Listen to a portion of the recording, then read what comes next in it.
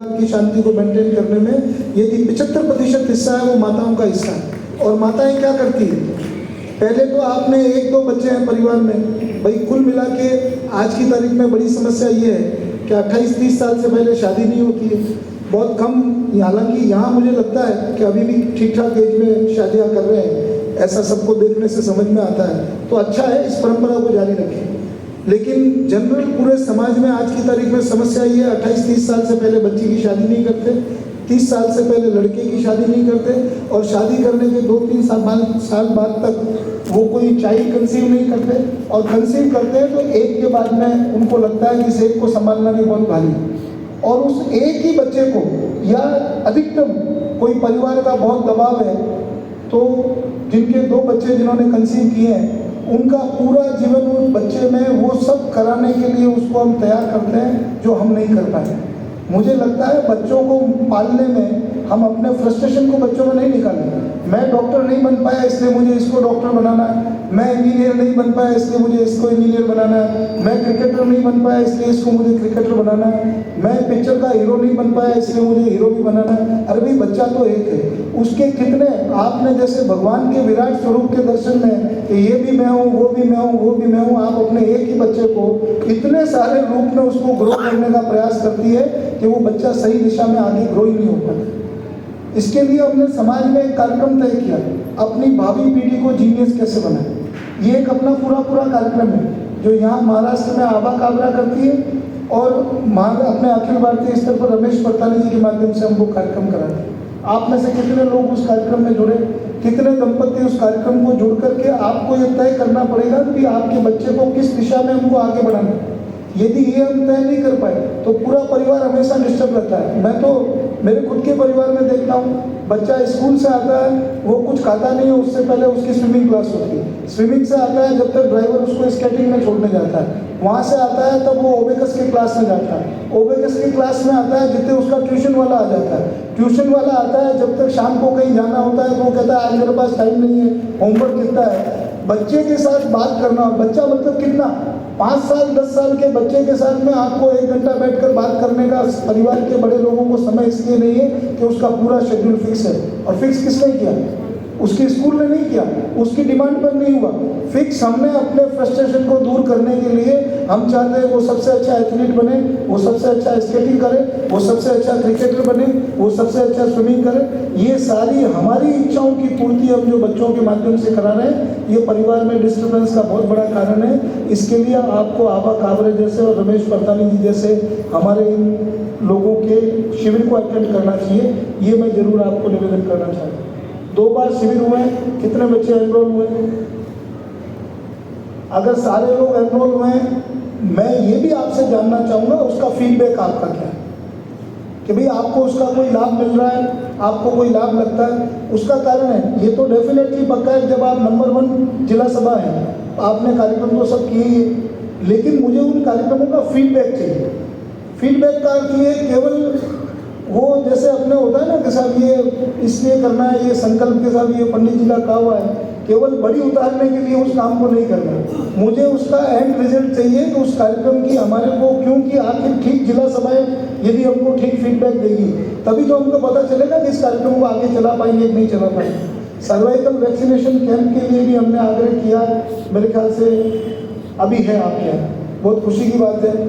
महासभा ने निराश्रित बहनों को इस सत्र में हमने 2000 रुपये से बढ़ाकर अब हम अगले मई से इसको 4000 रुपये करने वाले हैं। जो डिफरेंस का अमाउंट आपके ओंकारनाथ मालपानी महेश सेवा निधि के अलावा जो अमाउंट है वो हम आपको महासभा के माध्यम से देने वाले हैं। महासभा ने सभी तरह के हमारे जो डिस्ट्रीब्यूशन के जितने भी काम होते हैं, अब तक इस सत्र के पहले तक हम सालाना करीब 5 करोड़ रुपए का डिस्ट्रीब्यूशन करते थे, और इस सत्र में केवल एक मीटिंग में आप सब लोगों के आशीर्वाद से हमको 5 करोड़ के और आश्वासन प्राप्त हो गए। अब हम करीब 12-13 करोड़ रुपए के सालाना डिस्ट्रीब्यूशन करने की स्थिति में खड़े हो गए। लेकिन उसके लिए हमारे को पात्र लोगों को ढूंढकर, इसलिए हमने मिशन अंत्योदय चलाया। मिशन अंत्योदय का अर्थ ये है कि अब हमारे पास संसाधन है, हमारे पास लोग हैं, हमारे पास आइडेंटिफाइड लोग हैं, दानदाता लोग हैं, उनकी नट होल्डिंग करके हम मिशन अंत्योदय कैसे कर सकते हैं उसके ऊपर हम जरूर काम करें। ये तो मेरी जिला सभा से अपेक्षा है। अब रही बात ये जितने भी आप पारिवारिक समस्याओं की जो जो चीज़ें आती हैं कि भाई ये हमारी पारिवारिक समस्या है, इस तरह की समस्या है, उसमें मैं ये मानता हूँ कि आपकी जिला सभा जागृत जिला सभा है। आपके यहाँ का महिला संगठन भी जागृत है, युवा संगठन भी जागृत है। युवा संगठन तो कुछ ज़्यादा ही जागृत है। उनकी जागृति को मैंने प्रदेश अध्यक्ष जी को भी बोला, मुझे यहाँ आने के पहले भी कुछ लोगों ने बोला। मुझे लगता है इनकी एनर्जी को देखिए, शक्ति को बांधने के लिए आपको भी उतना ताकतवर होना पड़ता है। ये सारे चेतक घोड़े हैं। आप मानकर चलिएगा, ये युवा संगठन के जितने भी लोगों से मैं मिला, मैं मानता हूँ ये सब एनर्जेटिक लोग हैं। और सब युवा जितनों से भी मैं आज मिला हूँ, मैं ये मानता हूँ उनमें स्पार्किंग है, वो आगे बढ़ सकते हैं, समाज का काम कर सकते हैं। जब ये अपने हल्दी घाटी का युद्ध हुआ, हल्दी घाटी का युद्ध हुआ तो अकबर की सेना में से किसी ने कहा कि यार ये जो महाराणा प्रताप है ये जीतता क्यों है, ये लगातार ये हमारे अजय क्यों रह रहा है। तो उन्होंने कहा कि इसके पास चेतक अश्व है। तो उसने कहा चेतक एक घोड़ा ही तो है, उस चेतक अश्व की तो कोई भी सवारी कर सकता है, हम उसका अगर घोड़ा ले आए तो वो हम भी जीत सकते हैं। तो मतलब अकबर उसके जो दरबार में, औरंगजेब के दरबार में जो लोग थे, उन्होंने ये बात कही कि बादशाह तुमको लगता है कि चेतक की सवारी करने के लिए महाराणा प्रताप का कलेजा चाहिए, इसलिए यदि हमको इन युवाओं को एक मत करना है, इनकी ताकत को एकजुट करना है, तो आपको भी एक बड़े मन के साथ, बड़े दिल के साथ इनकी बातों को बैठकर सुनकर समझकर और इनको कहिए ना, जम के काम करो। मैं आपको कह रहा हूँ अब समय आ गया। पूरी महासभा ने एक यू टर्न लिया। महासभा के केंद्रीय पदाधिकारियों की एवरेज एज 50 साल से कम है। मैं महासभा के सभापति के नाते ये जितने युवा या मेरी बात को सुन रहे हैं, मैं महासभा का यंगेस्ट वन कार्य समिति का सदस्य बना। जब मैं 35 साल का था, मैं महासभा की कार्य समिति का सदस्य बना। जब मैं 37.5 साल का था, महासभा का संगठन मंत्री का चुनाव लड़के जीता। उसके बाद में जब 41 साल का था, महासभा का महामंत्री बना। 44 साल में वापस महासभा का महामंत्री इलेक्ट हुआ और 47.5 साल में महासभा के सभापति पद का दायित्व लिया। 2 साल उसको भी हो गया। मैं इसलिए बात कर रहा हूँ कि आप लोगों के सामने अपार संभावनाएं हैं, आप लोगों के सामने खूब सारी संभावनाएं हैं। और मैं संभावनाओं का मतलब आपको केवल ये लोभ लालच नहीं दिखा रहा हूँ कि आने वाले दिनों में आप इस जिले के, प्रदेश के महासभा के पदाधिकारी बनोगे। उसको बनने के लिए आप लोगों को एकजुट होकर के काम करना पड़ेगा, एकमुख होकर के काम करना पड़ेगा। अभी जब भारतीय जनता पार्टी की बैठक हुई तो उन्होंने एक नारा दिया। हर जगह ऐसा होता है, लोकल में एक MLA होता है, एक संगठन होता है, 2 गुट होते हैं। तो केंद्रीय नेतृत्व ने एक नारा दिया कि एकजुट, नो गुट और एक मुख। अब समय आ गया।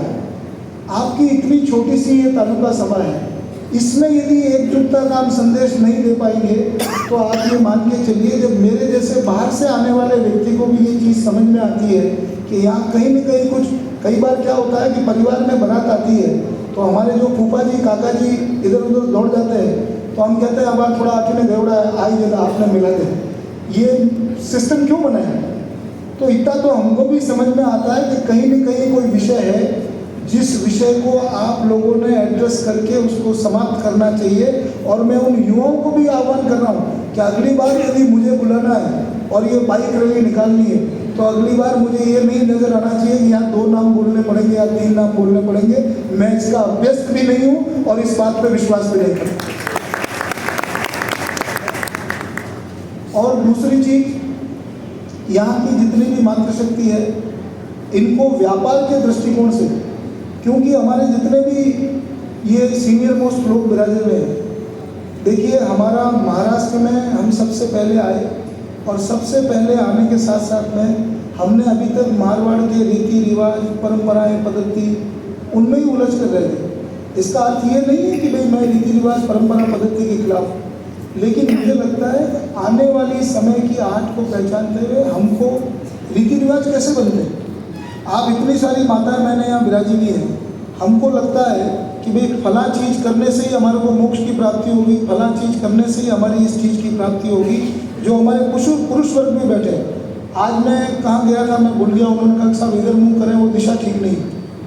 अरे मैंने कहा हाँ मंदिर में, जबकि मैं पूरी पूजा पाठ करने वाला आदमी हूँ, अभी भी नवरात्रि का उपवास किया हुआ है, पूरा भगवती के उपासक है, लेकिन मैं इन चीज़ों को नहीं मानता, मैं बिल्कुल भी नहीं मानता। और मुझे लगता है इस दिशा दशा से कोई फर्क पड़ता तो दुनिया में कहीं कुछ का कुछ हो जाता। लेकिन फिर भी हमारे समाज में जो युगानुकूल परिवर्तन होना चाहिए, मैंने कई जगह संबोधनों में ये कहानी सुनाई है, इतनी सारी माताएं बहनें बैठी है, इसलिए ये कहानी सुना रहा हूँ कि अपने परिवारों में भी हमारा आचार विचार व्यवहार भोजन खान पान पूजा पद्धति उसको युगानुकूल परिवर्तन करिए। केवल इसके लिए मत करिए कि हमारा सासू जी करता है ये वास्ते मना करनी है, हमारा दादी सासू जी करता है इसके लिए करनी है। कुछ जब हम पढ़ लिख लिए, हमको चीज़ों को साइंटिफिक वे से समझना चाहिए, कुछ नई चीज़ों को भी। मैं इसमें बिल्कुल विश्वास नहीं करता कि नए त्यौहार में आप फादर्स डे मनाएं या मदर्स डे मनाएं या वैलेंटाइन डे मनाएं, वो हमारी संस्कृति का अंग नहीं है। लेकिन जो वास्तव में व्यवस्था वाली चीज़ें हैं, हमारा पर्यावरण के प्रति जो कमिटमेंट है, हमारा अन्य चीज़ों के प्रति जो कमिटमेंट है, कुंभ क्यों मनाया जाता है? परिवार के बच्चों के साथ दिन में एक बार कम से कम पूरे परिवार ये नियम बनाए कि एक बार आरती में साथ बैठेंगे, किसी नाश्ते में साथ बैठेंगे, किसी भोजन में साथ बैठेंगे। केवल इस बात के लिए चीज़ों को खींचते नहीं जाएंगे। मैं अनुभवानंद जी की कहानी अभी कल परसों भी सुनाई थी, हालांकि मेरे रिपीटेशन का अभ्यास नहीं है, लेकिन यहाँ इतनी सारी माताएं बैठी है कि अपने यहाँ रिवाज क्यों बनते हैं। एक परिवार में 3 पीढ़ी एक साथ रहती है, उसमें दादे सास बहू और उसके पोते की बहू, तीनों पीढ़ी एक साथ रहती है। जिसमें पोता और पोते की बहू होता है, न तो उस माता जी का बेटा होता है न उसका पति होता है। तो 3 पीढ़ी हो गई, 3 महिलाएं हो गई। श्राद्ध पक्ष आता है तो आप जितने भी यहाँ मातृशक्ति उपस्थित है और ये भाई लोग भी इस बात को एंडोर्स करेंगे, अपने यहाँ परिवार में एक सेट सिस्टम होता है। जो सबसे सीनियर मोस्ट आदमी होता है परिवार में, जो सबसे सीनियर मोस्ट महिला होती है, मान लो मेरी माँ है, दादी है, वो सबसे पहले उठती है, सुबह 4 बजे उठ के वो अपना कामकाज शुरू कर देती है। चाहे भगवान का कुछ करना, पूजा के बर्तन साफ करना, ये करना, ये रूटीन प्रैक्टिस होती है। उसके बाद दूसरे नंबर पर उनके बेटे की बहू उठती है। मान लो हमारे से जो नेक्स्ट पीढ़ी है, हमारे से अगली पीढ़ी है, वो उठती है। वो 4 बजे उठती है तो उनको 5:30-6 बजे तक उठने का अधिकार होता है। और जो पोते की बहुएं होती है उनको 8 बजे तक की छूट होती है। क्या हाल नहीं, टावर है, कोई दिक्कत नहीं, उनको 8 बजे तक कोई टोका टोकी नहीं करता। सब परिवारों में ऐसा ही होता है और उस परिवार में भी ऐसा ही था। श्राद्ध पक्ष आया तो दादे सासू जी ने पूजा वूजा की तैयारी करके मंदिर जाते वक्त अपनी बहू को आवाज़ लगाई कि बिंदनी, आज दादाजी का श्राद्ध है तो तुम खीर चढ़ाओ, मैं ब्राह्मण को बुलाने जाती हूँ।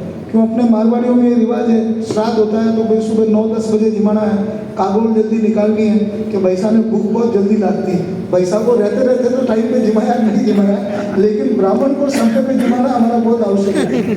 तो वो जब दादी जी निकलती है तो अपनी बहू को कह के निकलती है कि खीर चढ़ा देना, मैं ब्राह्मण को बुलाने जा रही हूँ। अपने यहाँ सामान्य श्राद्ध में खीर बनाती है। जब वो दादी जी मंदिर से वापस आती है तो कि बिगनी रसोई की तैयारी हो गई क्या? वो कहे माता जी रसोई में तो थोड़ी देरी लगेगी, जब तक वो पोते की बहू भी तैयार होकर बाहर आ जाती है। वो कहे रसोई में देरी क्यों लगेगी? तो कि इसने बिल्ली ने खीर में मुँह दे दी। उनके परिवार में उन 4 लोगों के अलावा एक पालतू बिल्ली भी होती। तो दादी जी कहती है भाई ये बिल्ली बहुत परेशान करती है, तो वो वापस एक काम करती है। उस वक्त वो पोते की बहू भी आ जाती है। वो वापस एक इंस्ट्रक्शन देती है कि बिल्ली तुम बिल्ली पे टोकरा उल्टा लगाओ, वापस खीर चढ़ाओ और मैं ब्राह्मण को बुलाने जाती हूँ। तो वो जो पोते की बहू बाहर आती है उसको लगता है कि बिल्ली पे टोकरा उल्टा मार के खीर चढ़ाई जाती है और उसके बाद ब्राह्मण को बुला के भोजन कराया जाता है। उसको ही समझ में आ रहा है।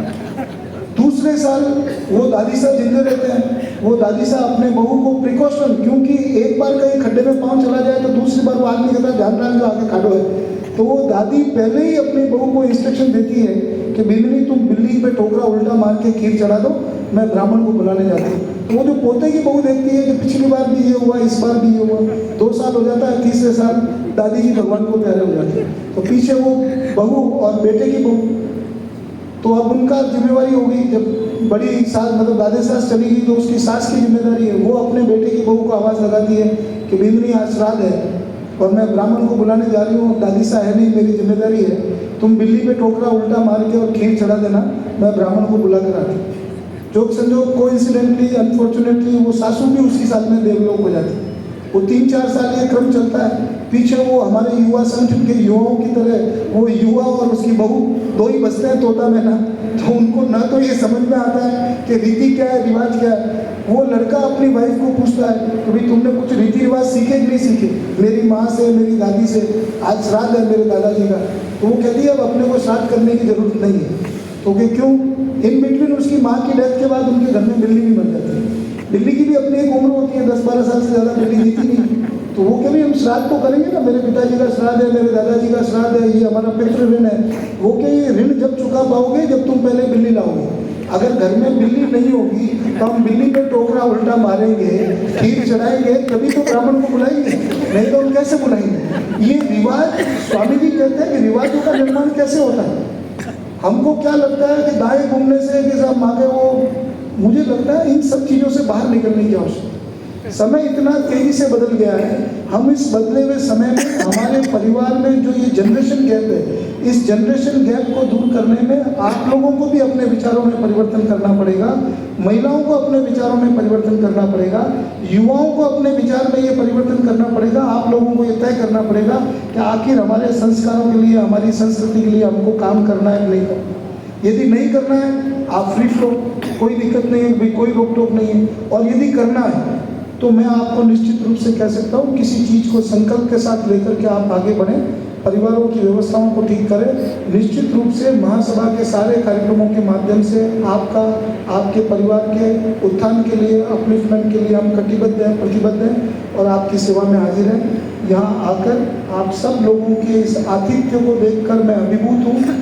जिन चीज़ों को जीवन में कभी महत्व नहीं दिया, नहीं माना, लेकिन इन युवाओं के दुराग्रह से मैंने उन सारे काम को इसलिए किया है, उसके पीछे मेरा उद्देश्य था। उद्देश्य एक था, अगली बार आऊँगा, क्योंकि मुझे तो यहाँ आने के साथ ही पता चल गया कि ये सारी चीज़ें हैं। मैंने कहा इस बार इनके कहने से भी कुछ कर लेते हैं, मुझे उम्मीद है अब कुछ काम आप मेरे कहने से भी करोगे। इसी विश्वास के साथ जय महेश, जय श्री।